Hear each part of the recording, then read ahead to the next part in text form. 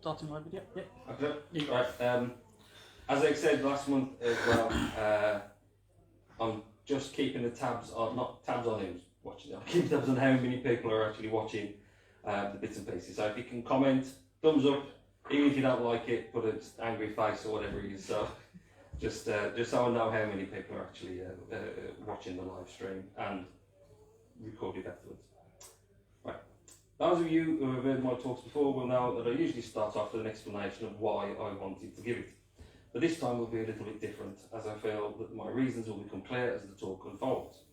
But I'd like to say one thing: this has been created as an introduction to both subjects only, and by no means is a comprehensive study.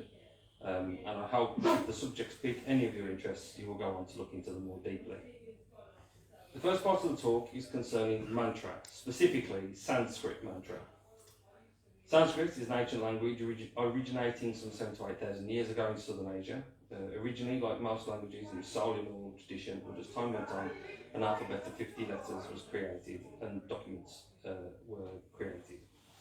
As such, some of the oldest religious texts in existence were written in Sanskrit, specifically the Hindu Vedas. It is the language of the chakras, the 50 letters. Hang on a second, I took that bit out. Excuse me. Right, it's a language of the chakras, and as such is directly linked to them, and is an energy-based language which transcends purely communication. When used in mantra, it becomes, in our terminology, a spell, which repeated enough times will create change. The object of mantra is spiritual and can be used to help in the everyday, but the end goal is to allow us not to reincarnate and remain spirit. Now, there will be some of you that wonder how sound can bring change, but if we look at different religions and their texts, we can see it's very important. In the Christian Bible, specifically Genesis, it says, "In the beginning was the Word. God brings existence into being with sound even before light exists." In the Satapatha Brahma, one of the earliest recorded scriptures, some 6,000 to 8,000 years old, it says, "In the beginning was God, with power through speech." But you can't guess where the Christians got it. In China, it is written that Kuan Yin called forth the universe, and in southern Asia, the Vedas speak of the divine sound, the Shabda Brahma, which created all. And again, in the Far East, creation was seen as a process which, in order of creation, is God, mind, desire, will, the Word, and creation. Now, these suggest that sound is the source of creation of everything, but there are also suggestions that the use of sound by humanity also had power. In the Bible, there's the story of the walls of Jericho, where the walls are destroyed with the sound of horns. There is also evidence in Tibet monks use sound to do wondrous things, from levitation to be able to change the state of matter. There are reports that monk skeletons have been found encased in solid rock. And on a scientific level, as matter is energy vibrating at a slow frequency, this suggests that if you we can change the nature of matter, which may be achieved through sound. The origins of mantra are lost to time and was part of the oral tradition. The suggestion is that the mantras were spontaneous and were derived from meditation. These mantras were then eventually written down, and then those texts were summarised time upon time upon time over millennia, and what we have left with now are the scriptures and the Vedas that we have today. Sanskrit, as I said, is an energy-based language that works directly on the chakras. Another example of an energy-based language is Hebrew and the Kabbalah, and Hebrew chanting works much in the same way. Much of Sanskrit language has no English translation, as it's about energy and meaning. Onto the mantra specifically. Mantra means the mind freeing the mind, and allows you to remove extraneous thoughts and focus on one thing. Mantra can be used in long form or short form, but both use seed sounds. These sounds, as they work on the energies, have no direct translation. These seed sounds are basic building blocks and can be chanted on their own repetitively or as part of a mantra formula to direct energies in a specific way. Examples of the seed sounds, these are just the ones that cropped up early on in the lessons I took online. There's a shreem, This is the sound of abundance in whatever you focus on: financial, emotional, good health, and so on. The sound is associated with Lakshmi, the goddess of wealth, good fortune. Aim, this is the sound associated with artistic, educational, and scientific endeavours, and is associated with Sarasvati, goddess of knowledge, music, art, speech, wisdom, and learning. Kleem, which is the principle of attraction, a spiritual magnet, so to speak, which can be used in conjunction with other seed sounds to draw in their properties. Doom, which is used for protection and is associated with Durga, the goddess associated with protection, strength, motherhood, destruction, and wars. Kleem, used for the destruction of negativity in oneself and is associated with Kali, considered to be the master of death, time, and change. Gum is used for removing obstacles and is associated with the god Ganesh, who is the remover of obstacles. Home, used to expand consciousness and is associated with Shiva, whose role is to destroy the universe in order to recreate it and bring about beneficial change. And Hreem, this sound is associated with two deities: the goddess Mahamaya, who destroys illusion, and therefore the seed sound is used to see through illusion and reality, and the god Narayan, which is another name for Vishnu, who is the creator of all things. Hreem is mainly used, again, in conjunction with other seed sounds to discover truth. Now, each of the chakras has its own seed sound. Well, 6 of the 7 have, and these are the ones associated with parts of the body, the 7 being associated with the spirit. The first is the root chakra, or Muladhara, located at the base of the spine, which governs acceptance, confidence, and security. It's the colour red. Its a symbol is a lotus with 7 petals, and it's associated with the element earth. The seed sound for the root chakra is Lum.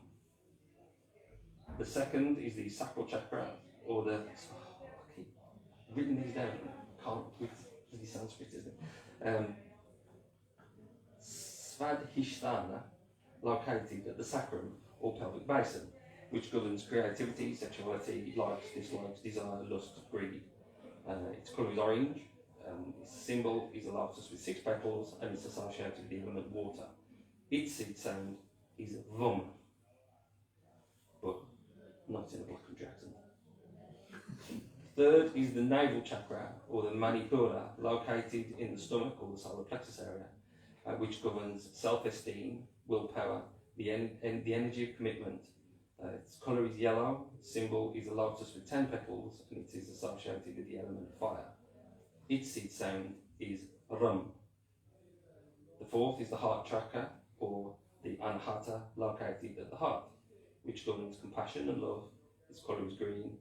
Its symbol is a lotus with 12 petals, and is associated with the element air. Its seed sound is Yum. The fifth is the throat chakra, or the Vishuddha, located at the throat, which governs truth, wisdom, and communication with the higher mind. Its colour is blue. Its symbol is a lotus with 16 petals, and it is associated with the element ether. Its seed sound is Hum. Finally, in this sense, is the 6th chakra, the third eye chakra, or Ajna, located between your eyebrows, which governs intuition and self-realization. Its colour is indigo. Its symbol is a lotus with 2 petals, and isn't associated with an element. Its seed sound is the one we all know, Om, and as such is the most used chakra seed sounds.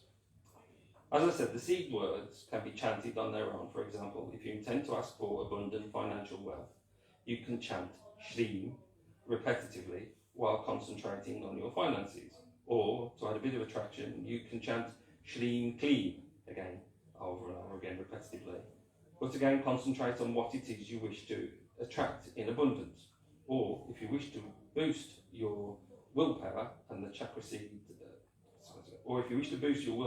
chant the chakra seed sound Rum, and focus on what it is you're intending to do so, and so on. As a side note, it's worth mentioning, if you try to increase your wealth, not to expect it to rain gold miraculously. Live your life and let your path unfold, but be aware of opportunity. It may be you win the lottery.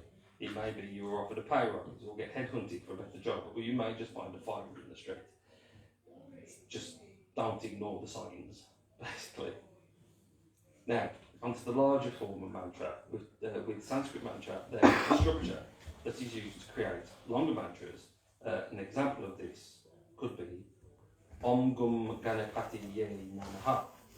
This structure comprises of Om, the third eye chakra, to open the third eye and allow illumination. The seed sound, in this case, Gum, to remove obstacles.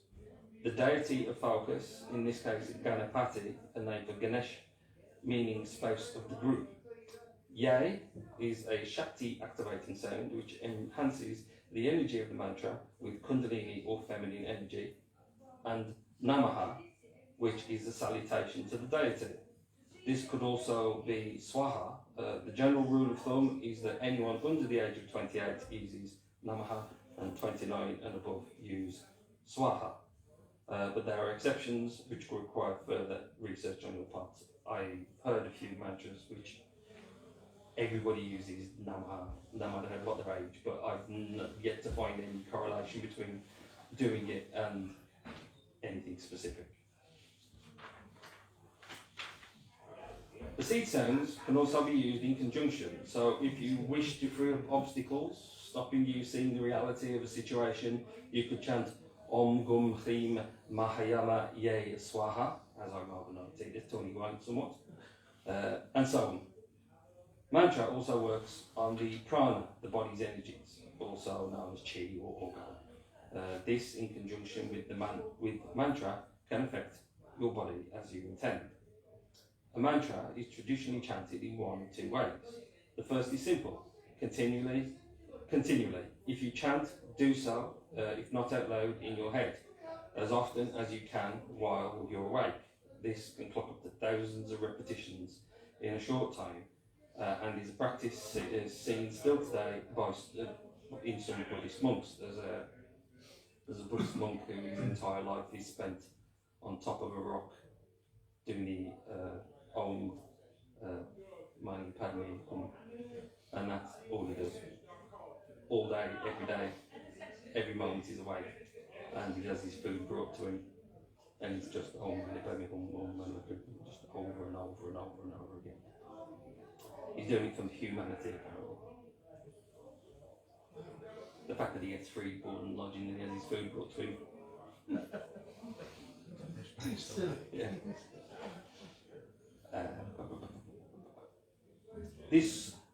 Secondly, you perform a regime. This will traditionally be 108 repetitions of the mantra twice a day for 40 days. You can go shorter or longer depending on your own commitment, but 40 days is this, like Jesus going into the wilderness for 40 days. There are lots of instances of 40 days being a sort of a period of time that you perform a spiritual act.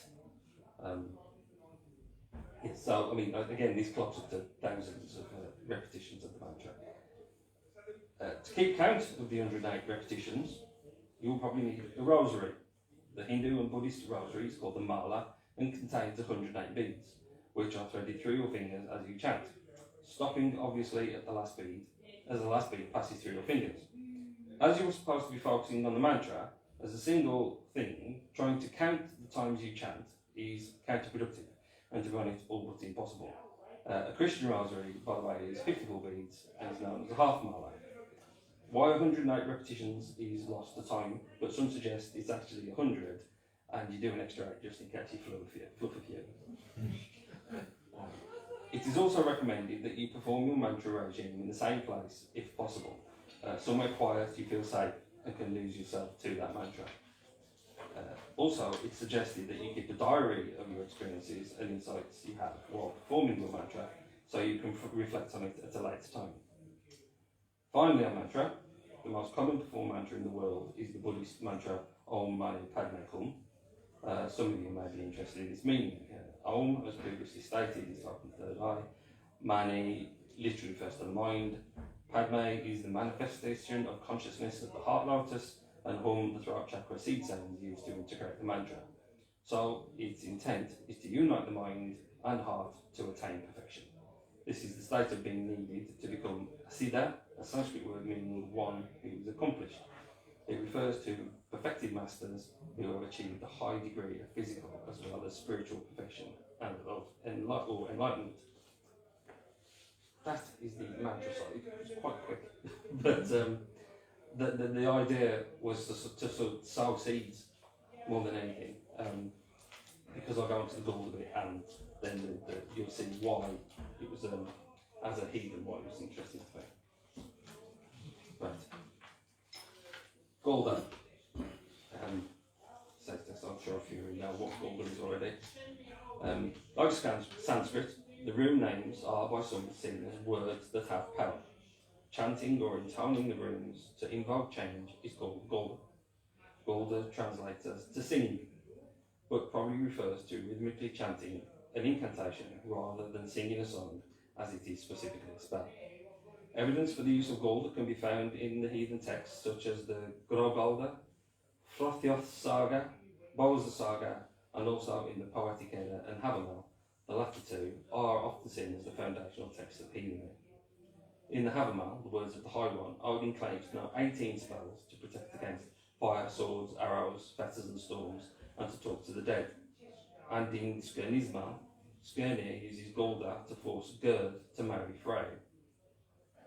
Galdr itself is intoning or singing of the rune names in combination thereof to create a spell.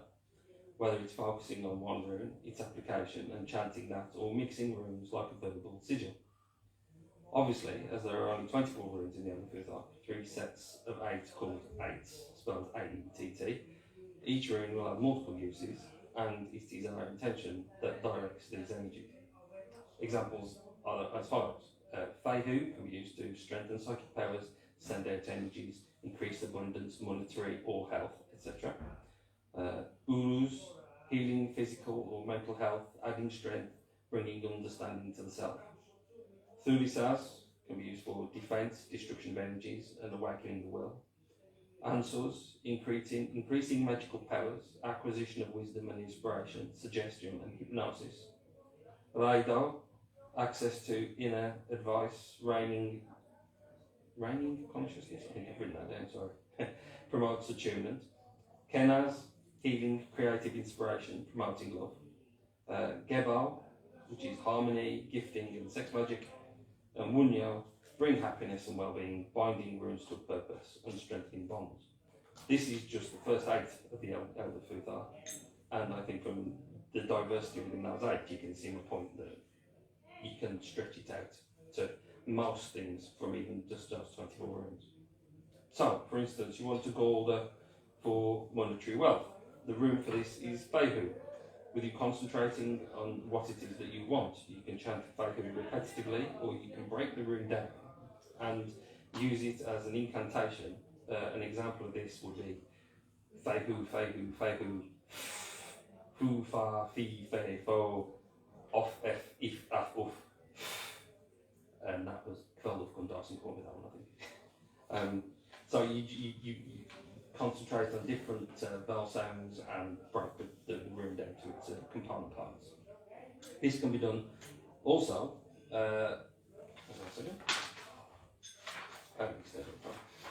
this can be done whilst carving runes or as an incantation on its own. Runes can be used in conjunction with each other to form longer chants, like sigils. An example of this would be to say send mental health. Feihu is the sending rune. Uruz promotes mental health. So you go Feihu, Uruz, Feihu, Uruz, Feihu, Uruz, and so on. Again, keeping in mind your intent all the time you chant your Galdr. There are also compound rune sounds. 2 such are Alu and Gakar. The Alu is often used as a in its direct translation, which would be ale. But this makes no sense as it was used in a spell. But in Galdr, it is seen to embody magic in general. The first bit of UPG, I read this somewhere, I can't remember where, but it makes perfect sense. I once read that the breakdown of Alu is this. Answers, meaning it is spoken. Lagos, as it embodies water, means it is given whatever shape you wish. And urus is you're adding strength. So it is a way of emphasizing and strengthening your chant and its intent. An example of its use is something I'm sure a lot of you have heard, and is in the song Othan, which means Odin, by Highland. And the chant in that goes, Hariyuha Laufa Lauka Gaka Alu Ole Lule Lauka. Over and over again. Now the band have not explained its meaning, and some have translated it literally as Hariyuha invokes leaks, screaming out magic leaks. This makes no sense at all, but if you apply it as the runic formula to Alu, you get Hariyuha, which is Odin as head of the army, invokes change using galdr, Gakar Alu, meaning screaming magic. Galdr is something that is done. Galdr is something that it, I think that should be done in conjunction with cutting or wristing of runes for magical purposes.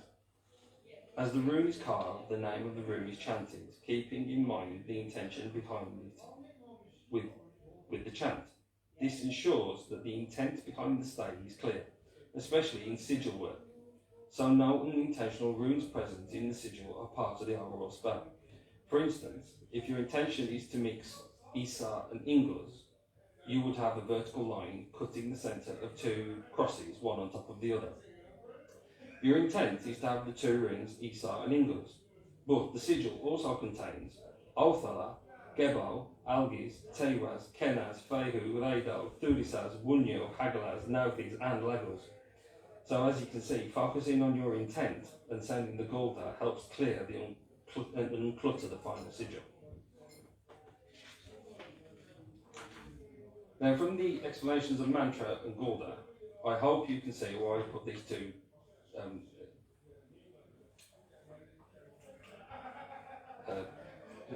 completely disciplined, that's the word I'm looking for.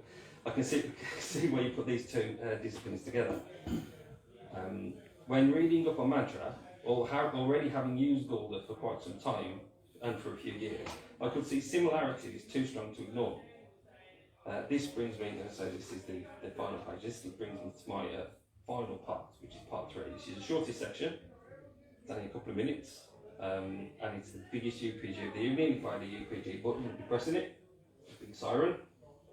A few years ago, after ingesting the lessons on Sanskrit mantra and examining the similarities to galdr, I got to thinking about creating galdr chants using a mantra structure as laid down in the lessons. This being, open the third eye, your seed sound, or rune sound in this case, a deity, energising the chant, and a salutation. What I came up with was this. For opening the third eye, Om, I chose Os, the rune that embodies the breath of Odin and therefore the power of the galdr itself. For Yay, I chose Alu, as both are used to energise the spell. And for the Namaha Swaha, I choose Halsa, as it's a salutation to the deity in the chant. Obviously the seed sound would be the rune or runes, and the associated deity would be the Norse, not the Hindu. So, after talking it through with John, who I was hoping was going to be here, but he's not, we both came up with our own chants. This was about 2.5, 3 years ago, and made our own heathen-inspired malas. Mine being this that I forgot.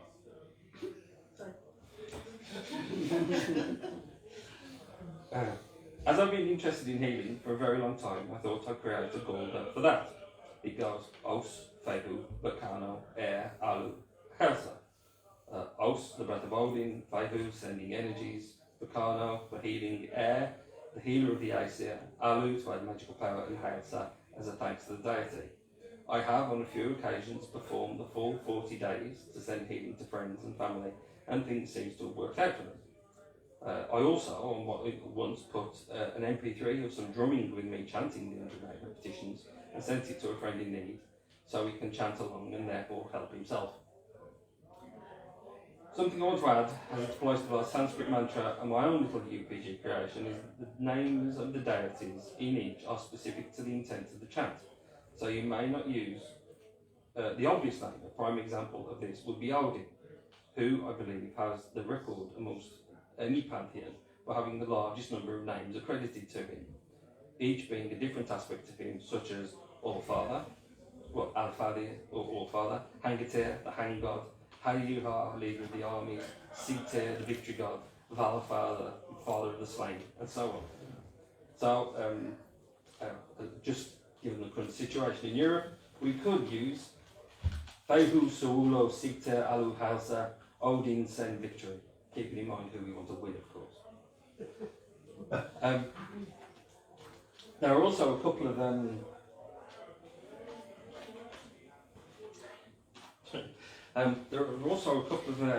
just linguistic similarities. There's in heathenry, so you've got mini, which is sort of memory, the mind, and in mantra, mani is the mind, which again, so it's linguistically similar. And Tay mentioned earlier about Said. And he's sort of a magical practitioner, or an accomplished magical practitioner, being called a sage. And in the Sanskrit, you became a siddha. It's also there's a link with the Celtic, the Irish as well. It all adds to sort of bring everything together. So yeah, that's the talk. I'll say bye to folks there. Thank you very much. We've got to say that right.